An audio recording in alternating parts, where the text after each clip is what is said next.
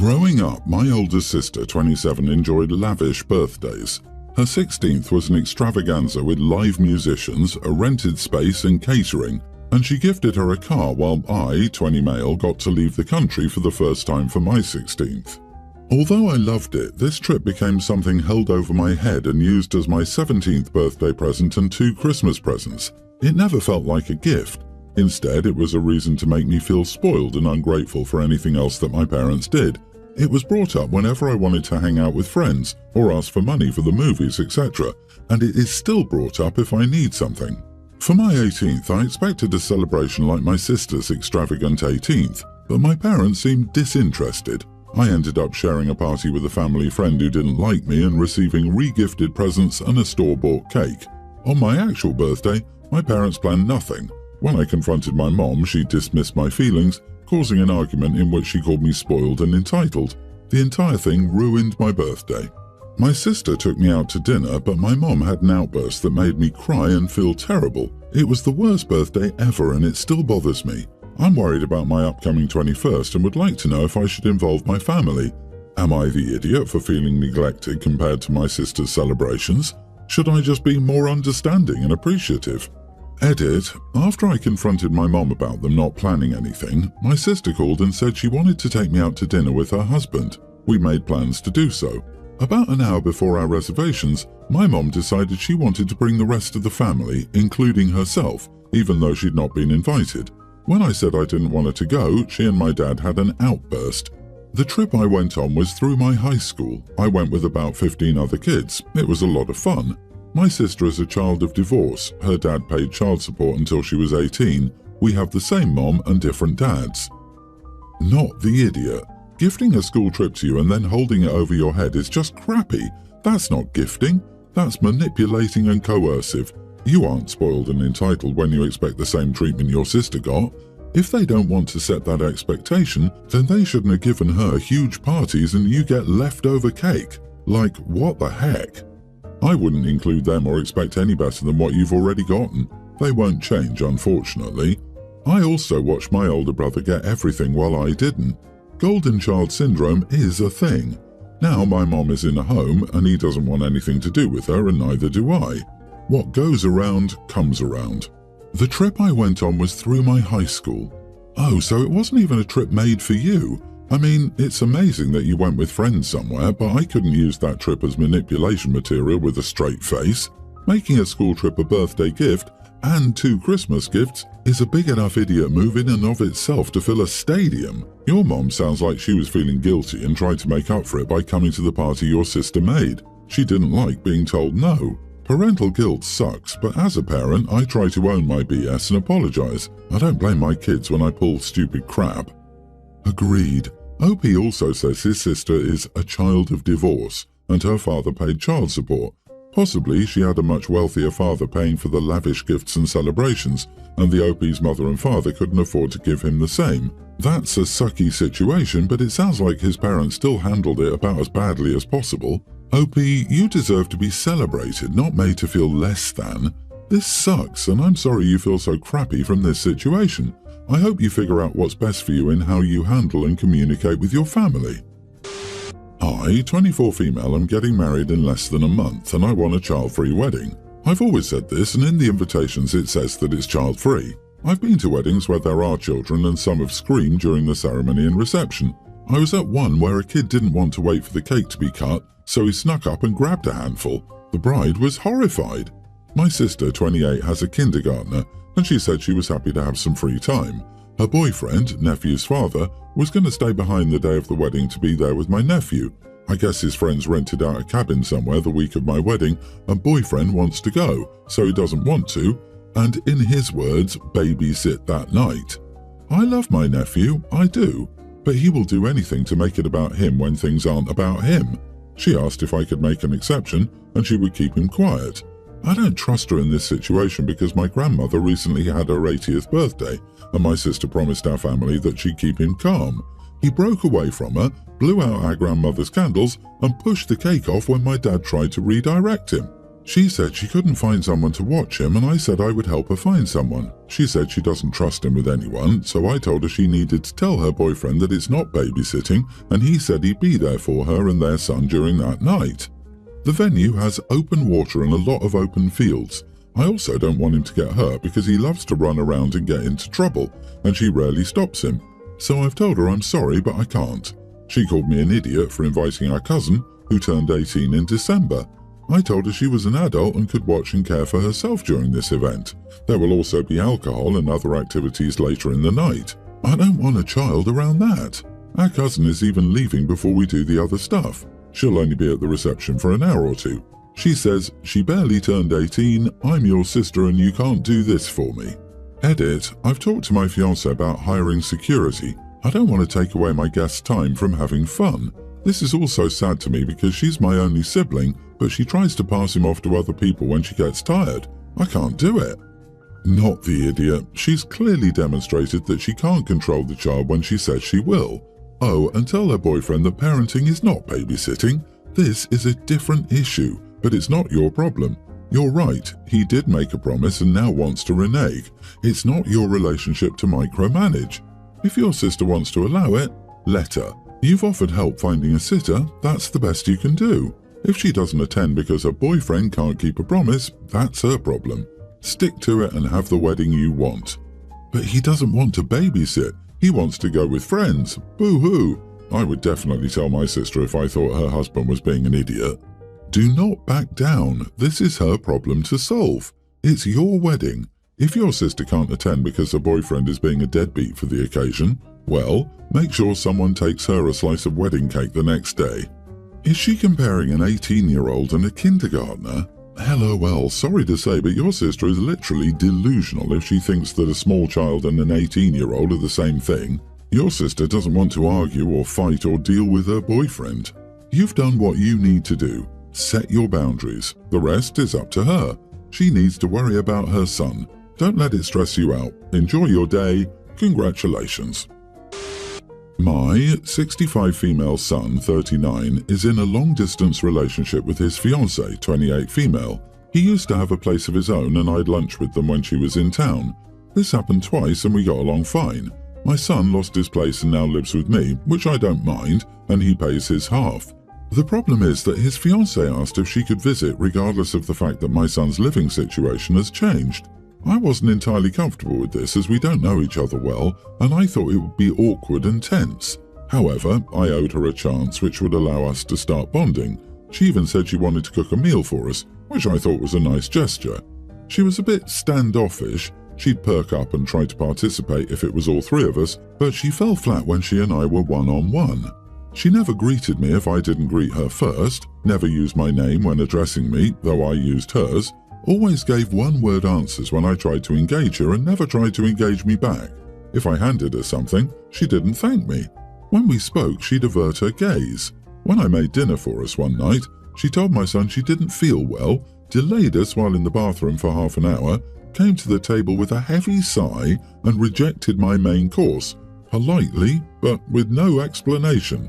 All told, I sensed she had no interest in building rapport with me, and I was just an obstacle between her and my son.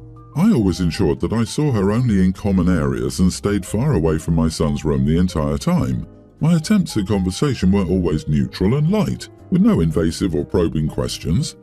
I hit my breaking point one night and confessed to my son I was hurt she had no interest in me and felt she'd been rude.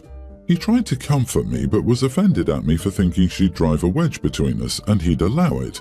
He later told me she was livid he'd spent so many hours talking to me that night after all the trouble she took to come see him. However, he also admitted that the two of them had never seen this as a get-to-know-you session and that she was just there to see him. Our bonding as a family could wait. I said this was understandable, but I wish they'd just stayed somewhere else, like an Airbnb, if that was the case. Why ask to visit my home for over a week just to feel like I'm in the way? If bonding as a family could wait, then couldn't our first time living together for over a week have waited too? The meal she promised never got cooked, and I had to discard all the ingredients I bought. She offered no apology or money. A few months later, she wants to visit again, and my son doesn't understand why I'm pushing back. Their story is that if she behaved badly, it's only because she takes a while to warm up and was also trying to stay out of the way. Knowing her visit was an imposition, she cried, said sorry, and that she actually loves me. I don't buy it. She doesn't want to know me, so I don't want to know her either. This is fine and typical of in-laws, and we're under no obligation to be each other's friends. But if you're going to treat me like I don't matter, don't ask to do it right in front of me in my own home. Again. I'd also prefer not to know they're having intimacy while I'm nearby. Am I the idiot for interpreting her behaviour as rudeness or disinterest and not wanting her to ever stay overnight again? Why is your son comforting you, and why would any of her behaviour be translated into driving a wedge between you? She's done nothing to you, but just be a little nervous and awkward. Oh, and threw an hours-long toddler tantrum to boot. How old are you? Are you 65 or 6? You didn't raise any concerns until you reached your breaking point. Do you like drama? Do you like being your son's special lady? Because of the bad behaviour shown here, almost all came from the person thinking she was morally superior. And it's you. You are the idiot, OP. Are we really just going to skim over the fact that OP thought it was rude that the girlfriend had an upset stomach? Like, really? Probably declined the main course because she knew it would make her stomach issue worse? Does she really need to explain that at the dinner table after she was just in the bathroom for half an hour? I'm sure she knew they were waiting and felt bad enough already.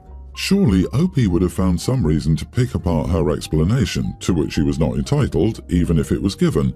I get the feeling this mother-in-law is pretty overbearing and scary, to be honest. I mean, OP was talking about his son's fiancée driving a wedge between them. Bro is almost 40. There's also no mention of a significant other in the story, so I wonder if OP's alone and really clingy with her son because of it. He's engaged. When circumstances settle, he'll be married with his own wife, have a house, and maybe have kids. Of course they're going to take priority over his mom. This story sounds very sad and insecure. I feel bad for OP, but also, let your son go. He's a grown man. We had the in-laws over for dinner and I made steak, everyone's favourite. I'm a medium rare gal and so is my husband.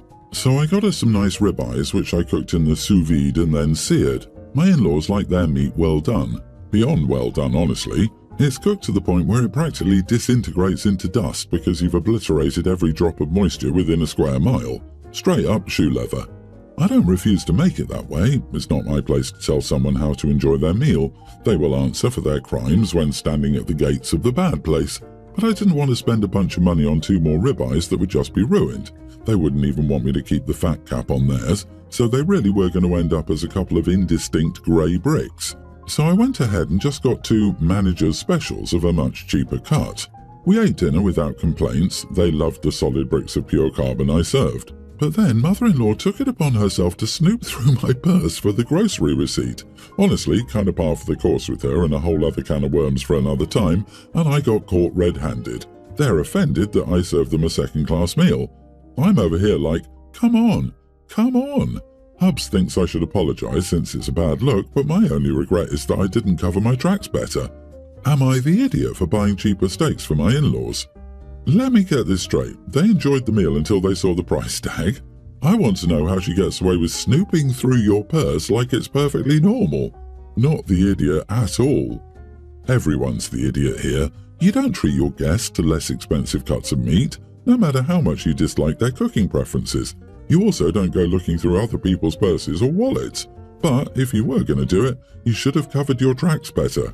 It may be worth noting that you committed a breach of etiquette while your mother-in-law committed a breach of privacy. She's the bigger idiot, but as a host, you're a cheap cut.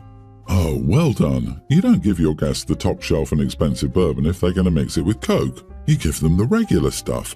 Pretty expected. Ever since my husband died, I've been a very lonely woman. I, 55 female, have 1 son, 27, and 2 grandchildren, a male tween and a female toddler, with a 3rd and 4th due in 6 months. His first child is from his ex-girlfriend, 25, while his second and soon-to-be twins are from his current wife, 27. My son is a very bright but naive boy. He was head over heels in love with his ex, and when he got accepted into his dream university, she dropped out of school to follow him and start their perfect family. Their relationship didn't survive the following year. Despite all the stress and workload of college, my son still paid child support and visited his child. They both moved on to different relationships. My son married a beautiful, kind girl he met in college. His ex started dating another man and had 3 more kids, a pre-tween female, a preschool female, and a male toddler with him. Earlier this month, his ex came to him needing somewhere to live. To put it briefly, her new partner was an awful person. She was 7 months pregnant, had 4 kids, and had no money, job, or education. His ex has a mental illness which had caused her a hard time keeping a job, and they've been living at a home shelter for the past week. My son and daughter-in-law were kind enough to let them temporarily stay at their home rent-free until she found somewhere else. My daughter-in-law's parents worked in real estate and were renting out one of their properties, a 2-bedroomed house, to them for a reduced cost. My son and his wife had been having financial troubles ever since their daughter was born premature, and with the twins on the way, I thought they would need a larger home. In the 1990s, I inherited a spacious house from my grandparents with 7 bedrooms and 3 extra rooms turned into an office, library, and art studio. My husband and I, as an otherwise regular middle-class couple, were incredibly thankful for their generosity. It's so large that it can technically be considered a mansion, and I've been living in it all alone after my husband's death. I discussed it with my son and daughter-in-law, and we agreed it would be best if they moved in. After all, this house is way too big for one woman. However, my son's ex and her kids would not be allowed to join them. My grandson would be allowed to stay if he had nowhere to go, but the rest of the family had nothing to do with me. Don't get me wrong, I empathize with her situation, but at the end of the day, they're not my family. I worry about potential tensions that could arise. Pregnancy is stressful enough. It wouldn't be fair for my daughter-in-law to share her husband with his ex. I refuse to let my beautiful home become a breeding ground for dysfunction. I talked this over with my daughter-in-law's parents, and they decided to give the ex 1 month to find somewhere else to stay while my son prepares to move in. The ex is absolutely livid with me for trying to tear apart her family. I explained to her that it was my house, my rules. Am I the idiot? Not the idiot. Sure, her situation is awful, but you're not obligated to shelter her and 3 kids who aren't related to you at all. If your son and his wife want to help, that's really kind of them, but you can make your own decisions. Your points are valid. It would not be a good idea to have your son, his wife, his ex, and so many kids under one roof, especially since she's pregnant. I hope this woman finds a place to stay and a partner who loves and supports her, but this is not your problem. Really, can you imagine? She came crawling back and expected him to start being her husband right in front of his actual wife. She would 100% try to treat her ex as a husband and expect him to do for her like he's doing for his actual wife. I'm sorry the ex is in a bad position, but I would never allow her to move in. Honestly, the maths is killing me. They all need some education and a healthy supply of protection. The son was 17 and had his girlfriend pregnant. Am I too tired to read this right? And then she had more and more kids. How can people afford this? Not the idiot. It's your place to do what you will, but your son and his ex need to stop and think about consequences and actions.